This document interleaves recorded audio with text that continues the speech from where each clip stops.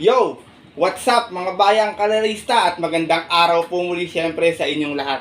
Siyempre narito po muli ang inyong lingkod Master Lekim para po sa ating maikling video na ating updated na unang-unang stake race ngayong taon pong 2025. Meron tayong parating na stake race mga bayang kalerista, pero bago yan na siyempre welcome back muli dito sa ating Master Lekim TV.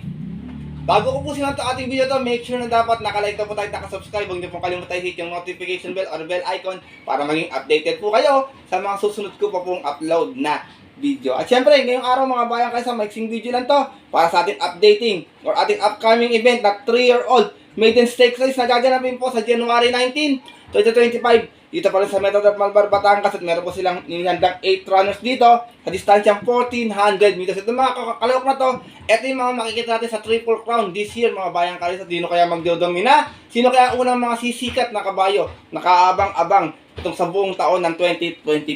Magandang kalera to mga bayang kayo. Sa talay ko dito yung kanilang trial run na naganap itong January 4. Na siyempre hindi ko na rin papatagalin agad dyan. Puntaan natin agad dyan. Matapos lamang po yung ating maikling intro. Kaya let's go! Mga Kayo Cavs!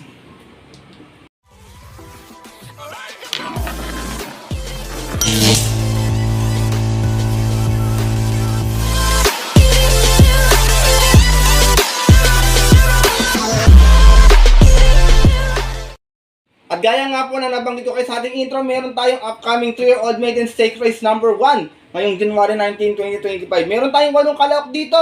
Hindi ko pa sure kung sino mga may-ari ng kabayan, mga bayan, kasi wala pa kasi kung tamang detalye. At saka nakita ko lang to sa likod ng programa. Kaya bibigyan ko lang kayo ng kanilang mga update na barrier or nabatoran, tsaka yung kanilang trial run na tinakbo. Tingin ko medyo tago yung preba ng iba dito mga bayang karesista. Simulan natin sa kalahok na si Cerveza. Sigurado ako kay Sir Benhur Abalos to kasi anak to ni Cerveza Rosas. Top billing out of Cerveza Rosas. Meron tong 131 flat sa 1,400 dun sa kanilang trial run. Dumating ito ng pang-anim, umalsan 3-5 out of 8 trial laban-laban ng January 4 kung saan ang nanalo po sa kanilang trial yung kabayong si Lily Bell. Same rider na rin na pati dilemma para sa ating kalahok na si Cerveza. Meron naman tong 115.6 sa 1200 kung saan nanalo ito noon, umalis ng 1-2 out of 5 trial laban-laban sa kanyang nabato run noong December 14. Tinalo niya po doon yung nandito rin kabayong si Golden Diet. From Elvin Abreu ng design, bigay na kay Pati ang renda para sa ating kalahok na si Cerveza.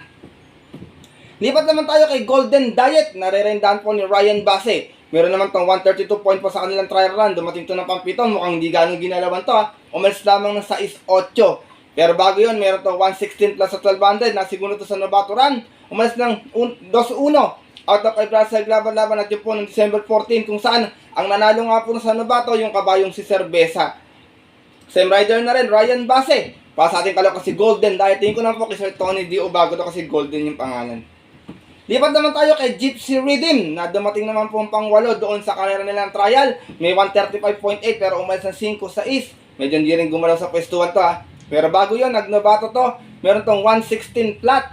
Nanalo ito, umalis ng 3-1. Out of 3 runs sa laban lang sa isang nabato run November 8 naman po itong kabayong si Gypsy Rhythm. Lipat naman tayo sa sigurado kung mayayamado sa karera na to. Yung kalahok na si Lily Bell, nare-rendahan po ni JB Hernandez. At tingnan natin sa kanilang trial run, meron tong 127.8. Umalis ng 1-1, bandera tapos. Out of 8 runs sa laban-laban. Kung saan si JB Hernandez rin yung Romenda, para sa kalahok na si Lily Bell. Meron tong 114 point po sa 1200. Umalis din to ng 2-1, nanalo ito. Umalis ng 6 out of 6 runs sa laban-laban sa kanyang nabato run noong December 21. Kung saan tinalo niya po doon yung kabayong si Sing a New Song. Same rider pa rin, JB Hernandez para sa ating horse to beat na numero 4 or numero 4, pas silang post position pala pero 4 siya dito na si Lily Bell. Lipat naman tayo medyo tago yung preba ito, makikita ko yung maganda yung mga tiyatak mo ito ng mga nakaraan sa nabato at barrier Senyor Ibarra, narerenda ni Jan Alvin Guse. Ito ang tarsera dun sa trial, may 129.4, umalis ng 4-3 at yun din po ng kanilang mga panalunan ni Lily Bell. Pero bago yun, meron to 114.4 sa 1200, nanalo ito. Umalis ng 3-1 out of 4 hours sa laban-laban sa isang barrier run noong December 21 kung saan tinalo niya po doon yung kabayong si Tanging Ikaw. Same rider na rin, Jan Alvin Guse. Para sa kalahok na si Senyor Ibarra. Ligabat naman tayo dito sa The King's Crown, The King's Charm. Narerindahan po ni Pamboy Ponce to. Dumating na pang 5 dun sa kalera nila. Taguyang preba, umalis ng 8-7. Mukhang matulis yung remate nito eh. Nagtala ito ng 130 flat doon din sa kalerang napanalo ng trial run ni Lily Bell. Title holder, ito dumating na pang 4 dun sa trial run eh. 129.8, umalis ng 7-4. Out of 8 runs na laban-laban doon sa kalerang napanalo ni Lily Bell. Pero bago yan, nagnobato ito. Meron itong 114.6 sa 1200. Nanalo ito kung saan siya lang mag-isa na ng nobato run. Medyo mainam yung tinakbo ha. Tingin ko tagurin yung preba itong kalaw kasi title holder. Last but not least, ito tingin ko medyo nilang makalaban. Medyo mainam yung tinakbo nito eh. Binalot AU. Narerindahan po ni Mark A. Alvarez. Ito naman segunda dun sa trial. May 127.8. Umalis ng 1-1. Out of 8 runs na laban-laban. Sorry, 1-1 pala. 2-2 pala si Lily Bell. Bayang Carissa na. Mali ako ng sulat.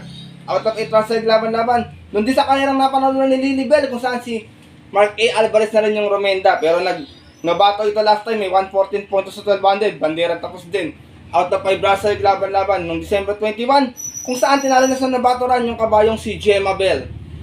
From John Alvin Gu sa December Rerenda, Mark A. Alvarez. Para sa ating kalawang si Binalot AU. Couple entry pala ito si Binalot AU at si Gypsy Rhythm. At yun mga bayang kararista at ating mga kayokap, tingin ko, pipili kayo ng mga kanya-kanyang kakampiyan dito sa ating parating na 3-year-old maiden stakes race. Tingin ko, madudumi na rito Lily Bell kasi maganda yung kanyang naging trial run. Pero siyempre, alam nyo naman ang trial run. Pabago-bago po yan. Minsan po sa actual po, iba yung nananalo, bayang kararista. Kaya po, sipat po kayo magbuti dito. Kasi yung iba rito, puro tagu pa yung preba. At tingin ko, inihahanda sa mga parating natin mga stake race ngayong taon ng 2025. Sana po nagustuhan nito ating makiling video na to at nagkaroon po kayo ng idea. Pagtapos po nito ating video papanood ko po sa inyo yung kanilang trial run na naganap ng Gen 44. Kaya muli, maraming salamat sa inyong pagsuporta at pagtambay sa ating YouTube channel mga bayang kararista. Stay safe everyone. God bless po sa inyong lahat.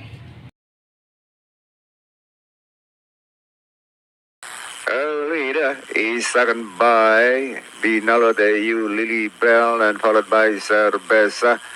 Senor Ibarra, moving up now in the middle is Gypsy Rhythm. And as they leave the chute, Lily Bell and Binalot AU. Binalot AU leads by hand, followed by Lily Bell. 5 lengths in third, Senor Ibarra, then followed by Cerveza, Gypsy Rhythm.